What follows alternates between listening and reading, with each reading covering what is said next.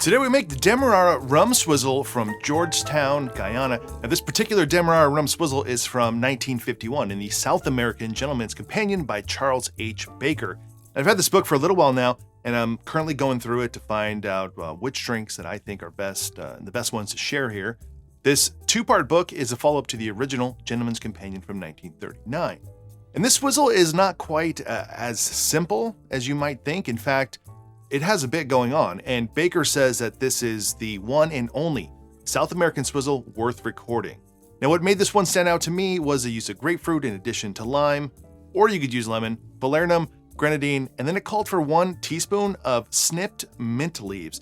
Now, I don't know what the exact meaning of fine snipped mint leaves is, but I do know that I don't want small little pieces of mint in my drink like a mojito. So instead, I'll cut these into ribbons or a chiffonade, which will go into the bottom of the glass.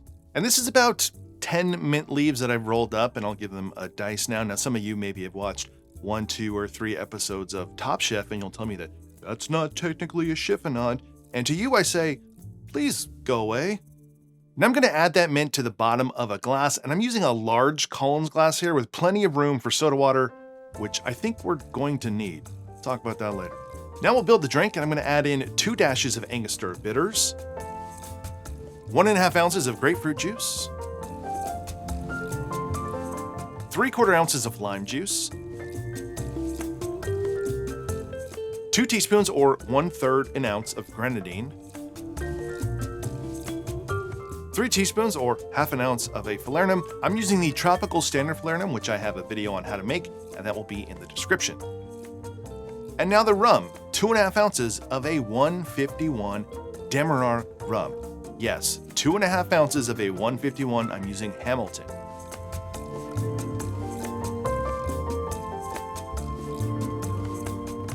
Now I'm going to add a little bit of ice and swizzle.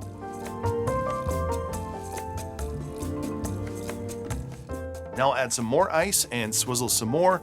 And the reason I use this big glass is because we want to use some club soda here. This is why I wanted that extra room, because I basically have about the equivalent of 4.5 to 5 ounces of a 40% ABV rum in this drink.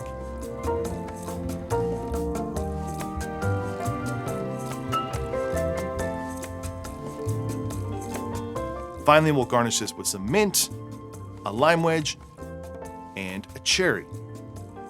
So there you go. It is the Demerara Rum Swizzle from the South American Gentleman's Companion. All right, let's try it. Cheers. Okay, that's actually great. I've never made a planter's punch that used grenadine or grapefruit. I know grenadine is common in many of them, and this really is like just kind of a take on a planter's punch. What is interesting about all these ingredients coming together is you can taste the rum, first and foremost, obviously. That kind of darker, richer, burned Demerara rum flavor. A little bit of bitterness there too. Also, obviously from the grapefruit, quite a bit of grapefruit juice. But the grenadine comes through more than I think the flavor of the falernum, than the flavor of the grapefruit. And it's kind of competing with the flavor of the rum. So make sure you have a grenadine that you like. I use my own homemade grenadine from pomegranate seeds, pomegranate arils. I juice them, I add sugar to them. I have a video, multiple videos on that. I'll have that in the description. Also, all the syrups that I use in the videos that I make, there's a link at the very bottom. Underneath all the recipes, there's a link to that video that shares like the top syrups I use. Grenadine is in there, and it provides like a brighter, fresher, sharper flavor than your commercial grenadine. Or if you go get the Palm Wonderful juice and make it that way. I get it, it's easier. I just think if you try fresh, juiced, pomegranate arils, it's better.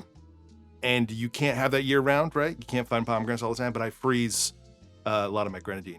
And that's why I can have that grenadine year round. I would say that, talking about grenadine so much, that might be the thing that I like about it the least amount. I think if I had more falernum flavor or just another syrup, and that's what's kind of nice about the template of drinks like this, swizzles, punches, planter's punches, is you can just tweak little things to your liking. You don't have to use grenadine. You can use more falernum. You can use vanilla syrup.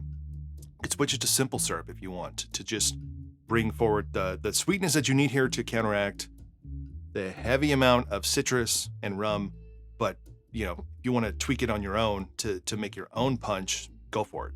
While this glass doesn't look huge, this is one of the bigger glasses I have. I probably never use it on YouTube because it is too big for one cocktail. And the only time I ever really use it is if it's a weekend and I'm making cocktails for myself and my wife, and I don't want to be here making multiple cocktails. I'll do doubles in here. I don't know if it's 16 ounces or 18 ounces, but I think we could have used more room here for more ice, more club soda, help dilute it more. But still, even though the grenadine comes through, I think, more than I'd like, I still think that this is great and delicious.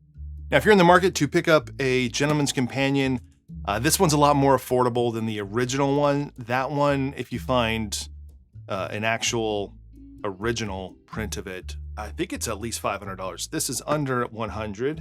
The downside is I've gone through every cocktail in here, and I have picked out a few that I want to try, but it's not nearly as interesting as the original Gentleman's Companion, in my opinion at least. And this is even touched upon by Baker in the book, because the cocktail culture in South America during the 1940s is, I don't want to say non-existent, but most of it is Western influence. It's the hotel bars, the Western bars, the jockey clubs, those types of things, the big hotels. And most of the drinks are just drinks that are coming from other places and not necessarily like authentically South American drinks. But a lot of this book is about wine, and something Baker brings up a lot is how much the people in South America at that time were wine drinkers. So if you're interested in, I think, a snapshot of a traveler in South America during the 1940s, and you like wine and you want to find some cocktails that they're not mostly tropical. There's a few tropical ones in there, but some cocktails in here, then you should check it out. It's not too expensive. You might find one for like $50 to $100. And there's a whole first book in this 2-book set on food, which I haven't looked at. I haven't looked at the cooking issue on the first one either. So something, if you're into, check it out. It's a cool thing to put on your shelf, and get a good one that's in decent condition, weathered, still looks great. So there you go, folks. The Demerara Rum Swizzle from Georgetown, and I think it's great. Maybe like a step below great. I just think there's a little bit too much grenadine for my liking, so tweak it to your liking. If you like grenadine, use the same amount, use the same recipe, use a little more, tweak it to something else. That's what's great about these. You can do whatever you want. You don't have to follow these things exactly. So if you enjoyed this video, please give it a like below. Consider subscribing to the channel. And if you want to support this channel more, go check out my Patreon page. Otherwise, I'll see you on the next one.